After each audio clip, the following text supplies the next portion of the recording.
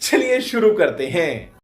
आपने बचपन में डोरेमोन तो देखा ही होगा, जिसमें डोरेमोन 21वीं सदी का रोबोट है और पास्ट में नोबिता के पास आया है। यदि आपके पास ऐसा कोई डोरेमोन हो तो आप क्या करेंगे? आपको लगेगा कि आज कोई कार्टून पे वीडियो होने वाली है, लेकिन बिल्कुल भी ऐसा नहीं है। आज हम टाइम ट्रैवल पे बात करने वाले हैं। तो क्या टाइम ट्रैवल पॉसिबल है? ये सवाल काफी सदियों से वैज्ञानिकों के मन में रहा है और अलग अलग वैज्ञानिकों ने इस पर अपनी अलग अलग थियरीज दी हैं।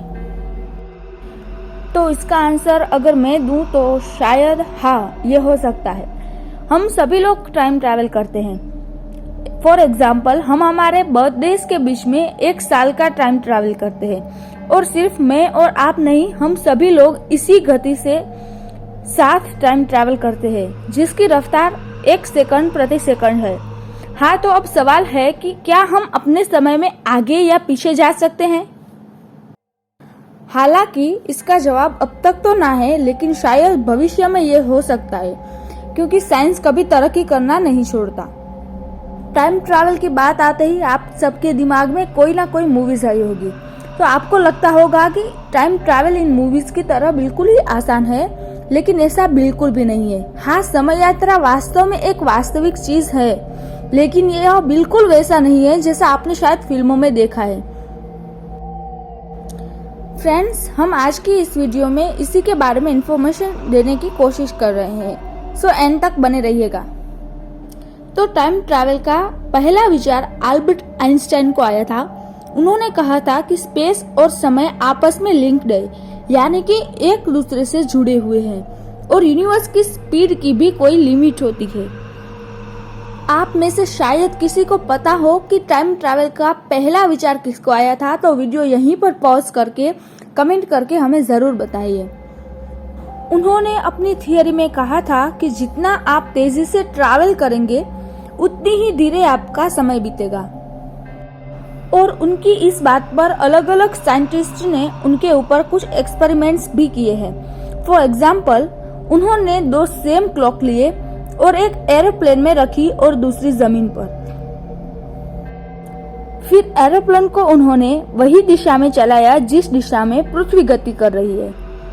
फिर उन्होंने टाइम नोटिस किया तो चौंकाने वाली बात सामने आई कि अर्थ पे जो घड़ी थी वह नॉर्मल टाइम बता रही थी, यानी कि 1 सेकंड प्रति सेकंड, लेकिन जो प्लेन वाली घड़ी थी वो थोड़ी सी धीमी थी। ऐसे तो कई सारे एक्सपेरिमेंट करने के बाद वो इन कंक्लूजन पे आए कि प्रोबेबली टाइम ट्रैवल पॉसिबल है। आइंस्टाइन की यही थियरी पर ब्लैक होल की खोज की गई, जिसमें बताया कि कोई तारा मरता है तो वह अपने पीछे घना अवशेष छोड़ जाता है, और उसके बाद ब्लैक होल पे भी कई सारी रिसर्च होने लगी। और वैज्ञानिकों का मानना है कि ब्लैक होल किसी भी चीज को नष्ट कर देने की ताकत रखता है, हमारी पृथ्वी भी। लियोर बर्को नामक एक वैज्ञानिक ने कहा है कि ब्लैक होल में जाने वाली चीज शायद नष्ट नहीं हो जाती, लेकिन वो उन्हें कुछ दूरस्थ स्थल पे भेज देते हैं या फिर किसी पैरेलल ब्रह्मांड में। पैरेलल ब्रह्मांड यानी कि वैज्ञानिकों का दावा है कि हमारे जैसे ही ब्रह्मांड होते हैं, यानी कि सेम टू सेम। यहाँ जैसे हिंदुस्तान है वहाँ भी वैसा ही हिंदुस्तान होगा, सब कुछ सेम। और कई वैज्ञानिकों ने ब्लैक होल को पृथ्वी पर बनाने की कोशिश भी कर रहे हैं। आपको लगता होगा कि ये टाइम ट्रैवल के टॉपिक के बाहर का टॉपिक है, लेकिन नहीं, ये कुछ अलग टॉपिक भले ही है, लेकिन टाइम ट्रैवल का ही पार्ट है। हम इसके द्वारा टाइम ट्रैवल ऐसे कर सकते हैं कि हम ब्लैक होल की मदद से पैरेलल वर्ल्ड में जा सके, और स्पेस की गति ज्यादा होने से शायद पैरेलल वर्ल्ड ही हमारा भविष्य हो।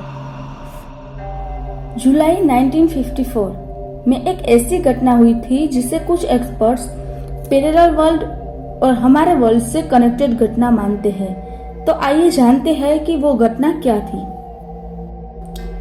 जुलाई 1954 में जापान के टोक्यो एयरपोर्ट पर दोपहर के टाइम पर एक फ्लाइट लैंड हुई और उसमें से उतरे पैसेंजर के पासपोर्ट कस्टम अधिकारी चेक कर रहा था, लेकिन उसमें से एक इंसान का पासपोर्ट देखकर कस्टम अधिकारी दंग रह गए, क्योंकि उसके पासपोर्ट पे जिस देश का नाम लिखा था वो दुनिया के नक्शे में मौजूद ही नहीं था। वो व्यक्ति टोरेट देश का रहने वाला था, जबकि टोरेट देश पृथ्वी पर था ही नहीं। तो उसे एयरपोर्ट पर रोक लिया गया और उससे सवालात करने लगे। तब उस आदमी ने अधिकारियों से पूछा कि उसे एयरपोर्ट पर क्यों रोक लिया गया है। तब उस अधिकारी ने बताया कि तुम्हारे पास एक ऐसे देश का पासपोर्ट है जो दुनिया में है ही नहीं। तब वो आदमी घबराया नहीं, बल्कि कॉन्फिडेंस से जवाब दिया कि वो इस पासपोर्ट से कई बार जापान आ चुका है और ये इस साल में तीसरी बार जापान आया है। अधिकारियों ने जब पासपोर्ट के स्टैम्प्स चेक किए तो पता चला कि स्टैम्प्स असली थे। अब वो यात्री ने कुछ यूरोपियन करेंसी को अधिकारियों के सामने रखा। अब अधिकारियों ने उससे पूछा कि टोरेट कहाँ पर है, तो उसने बताया कि टोरेट फ्रांस और स्पेन के बीच में स्थित है। जब अधिकारियों ने उसे मैप दिखाया तो उस व्यक्ति को पता चला कि मैप में उस नाम का कोई देश है ही नहीं। अब उसने अधिकारियों से पूछा कि उसका देश नक्शे में क्यों नहीं है। उसकी बॉडी लैंग्वेज देखकर लग रहा था कि वो सच बोल रहा है। उस व्यक्ति ने मैप में एडोरा देश पर उंगली रखकर कहा कि यहाँ पर टोरेट देश होना चाहिए, ये मैप गलत है। इतना ही नहीं, उसने टोरेट के वीजा, पासपोर्ट्स, आईडी प्रूफ्स भी दिखाए। अधिकारी इस बात से हैरान थे और वो उस आदमी को तहकीकात के बिना जाने नहीं दे सकते थे।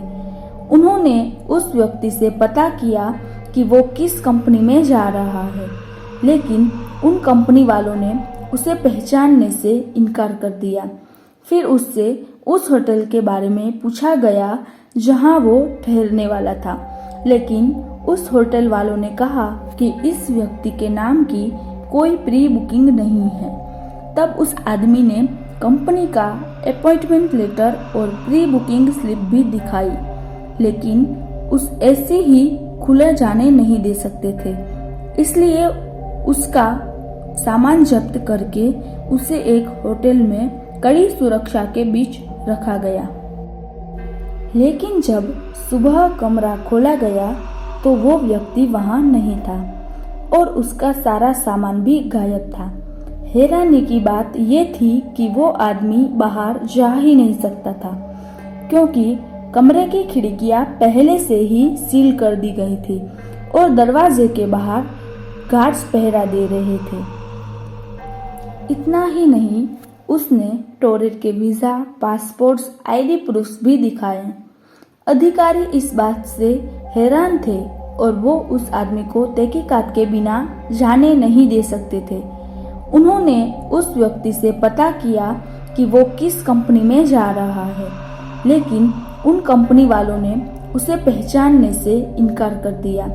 फिर उससे उस होटल के बारे में पूछा गया जहां वो ठहरने वाला था, लेकिन उस होटल वालों ने कहा कि इस व्यक्ति के नाम की कोई प्री बुकिंग नहीं है। तब उस आदमी ने कंपनी का अपॉइंटमेंट लेटर और प्री बुकिंग स्लिप भी दिखाई, लेकिन उस ऐसे ही खुले जाने नहीं दे सकते थे, इसलिए उसका सामान जब्त करके उसे एक होटल में कड़ी सुरक्षा के बीच रखा गया। उस दिन के बाद उस व्यक्ति का कुछ पता ही नहीं चला। बाद में कुछ एक्सपर्ट्स ने कहा कि वो व्यक्ति शायद पैरेलल यूनिवर्स से आया हो, जो किसी यूनिवर्सल ग्लिच यानी कि यूनिवर्स की गलती की वजह से आ गया होगा। खैर, आपको पैरेलल वर्ल्ड पर अलग से वीडियो चाहिए तो प्लीज कमेंट डाउन। अब हम टाइम ट्रैवल की दूसरी थियरी पर बात करते हैं। तो ये थियरी हमें Stephen Hawking the great scientist ने दी है। हम सभी थियरी की बात करें तो इसमें वन वे ट्रैवल बताया गया है, यानी कि सभी थियरी में यही है कि हम स्पेस में लाइट की गति से अधिक रफ्तार से गति करें तो वह हमें फ्यूचर में जाने के लिए हेल्प कर सकती है, लेकिन वापस किस तरीके से आ सकते हैं ये थियरी नहीं है। कुछ वैज्ञानिकों ने यह थियरी भी दी है, लेकिन वो संतोषकारक नहीं है। यानी कि हम भविष्य में तो जा सकते हैं लेकिन पास्ट वो पता नहीं। वेल, यहाँ पर मैंने कुछ ऐसी थियरीज रखी है जो साइंटिफिकली बेस्ड हो। बाकी तो कई सारे साइंटिस्टों ने इस पर थियरीज दी है, उन सबको आपके सामने एक एक करके रखने जाऊंगी तो मैं थक जाऊंगी। आप कमेंट करके ये जरूर बताइएगा कि अगर टाइम ट्रैवल पॉसिबल है तो आप पास्ट में जाओगे या फ्यूचर में, और यदि आपका आंसर पास्ट है तो आप किस गलती को सुधारोगे।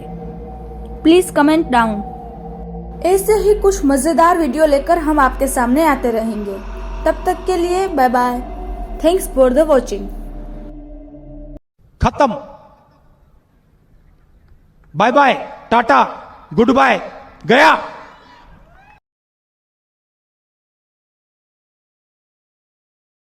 और हाँ, हमारे चैनल को like, share, comment and subscribe करना ना भूलें।